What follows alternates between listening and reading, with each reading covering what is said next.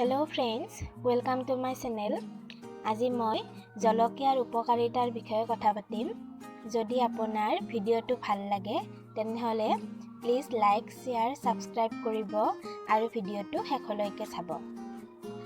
দৰাচলতে জলকীয়াত বেক্টেৰিয়া ধ্বংস কৰিব পৰা ক্ষমতা যথেষ্ট থাকে। জলকীয়াত যথেষ্ট পৰিমাণৰ ভিটামিন সি, কেৰাটিন থাকে, যিটো চকুৰ কাৰণে ভাল আৰু আমাৰ দেহৰ প্ৰতিৰক্ষা ক্ষমতা বঢ়ায়।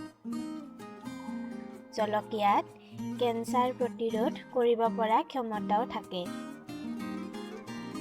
জলকীয়া খালে আমাৰ শৰীৰ গৰম উঠাত সহায় হয়। জলকীয়া খালে ব্লাড প্ৰেছাৰ নিয়ন্ত্ৰিত হৈ থাকে।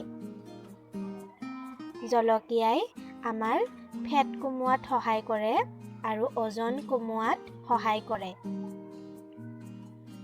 জলকীয়াত আমাৰ হৃদপিণ্ডৰ বাবে যথেষ্ট লাভদায়ক বুলি কোৱা হয়। কিন্তু আপোনালোকে জলকীয়া নিয়মিত মাত্ৰাতহে খাব দেই। যিহেতু সকলো বস্তুৰে উপকাৰ আৰু অপকাৰ আছে, গতিকে নিশ্চয় জলকীয়াৰো উপকাৰ আছে। যদি আপোনালোকে জলকীয়াৰ অপকাৰৰ বিষয়ে জানিব খোজে তেনেহলে প্লিজ কমেন্ট কৰিব আৰু যদি ভিডিঅ'টো ভাল লাগিছে তেনেহলে প্লিজ লাইক, শেয়াৰ আৰু সাবস্ক্ৰাইব কৰিব।